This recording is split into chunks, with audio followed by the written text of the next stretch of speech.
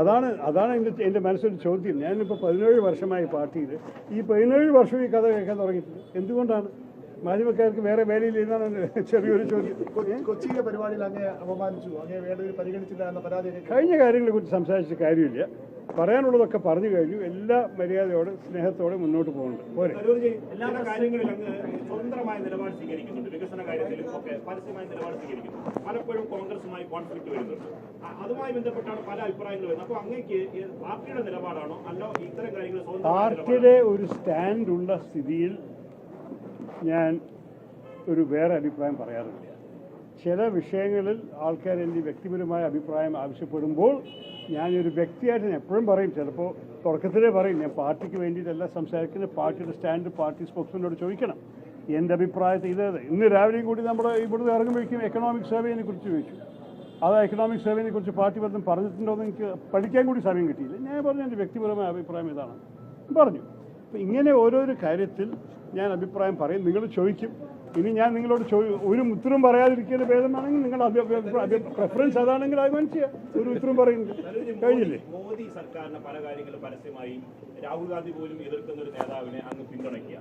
അതുപോലെ തന്നെ ചില വികസന കാര്യങ്ങളിൽ വികസന സമീപനങ്ങളിൽ മറ്റ് സർക്കാരുകൾ അനുകൂലമായ സമീപനം സ്വീകരിക്കുക. അപ്പോൾ അങ്ങനെയാണ് ഒത്തുപോകുന്നത് എന്നുള്ള സംശയമാണ്. വികസന കാര്യങ്ങളിൽ സത്യമാണ്, ഞാൻ ചില നല്ല കാര്യങ്ങൾ കാണുമ്പോൾ അതിനെ ചൂണ്ടിക്കാണിക്കാൻ തയ്യാറാണ്. എൻ്റെ അഭിപ്രായത്തിൽ അതിൻ്റെ ഒപ്പം എൻ്റെ കുറ്റം പറയുന്നതോ ആക്ഷേപം ചെയ്യുന്നതോ അതിന് കുറച്ചും കൂടി വിലയുണ്ടാവും. കാരണം ആൾക്കാർക്ക് അറിയാം ഞാൻ എല്ലാത്തിനും എപ്പോഴും കുറ്റം പറയുന്ന ആളല്ല. ആ അടിസ്ഥാനത്തിലാണ് ഞാൻ ചില കാര്യങ്ങൾ പറഞ്ഞിട്ടുണ്ടായത്.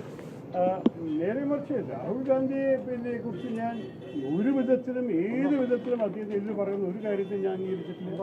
അദ്ദേഹം നേതാവാണെന്ന് മാത്രമല്ല ആത്മാർത്ഥമായി നിൽക്കുന്നുണ്ട്. ഈ രാജ്യത്തിൽ പല കാര്യങ്ങൾക്ക് വേണ്ടി അദ്ദേഹത്തിന് ശക്തമായ ഒരു സ്വരമാണ്. നിങ്ങൾക്കറിയാമല്ലോ, ഈ വർഗീയത ബോധം ഭിന്നിക്കുന്ന രാഷ്ട്രീയത്തെ സംസാരിക്കുന്ന ഒരാളായിട്ട് രാഹുൽ ഗാന്ധി എല്ലാവരും കാണുന്നു, ഇഷ്ടപ്പെടുന്നു. ഇതിനെക്കുറിച്ച് എനിക്കൊരു വേറെ ഒരു രണ്ടഭിപ്രായമൊന്നുമില്ല.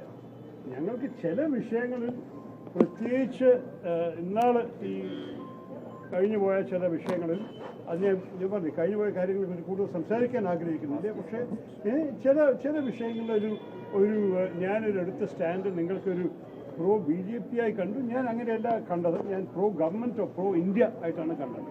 ഞാൻ എപ്പോഴും പറയും, ചിലപ്പോൾ ചില വിഷയങ്ങൾ പ്രത്യേകിച്ച് അന്താരാഷ്ട്രീയ കാര്യങ്ങളിൽ എനിക്ക് രാഷ്ട്രീയം പറയാനല്ല ആഗ്രഹം, രാഷ്ട്രത്തിന് വേണ്ടി സംസാരിക്കാനല്ല ആഗ്രഹം.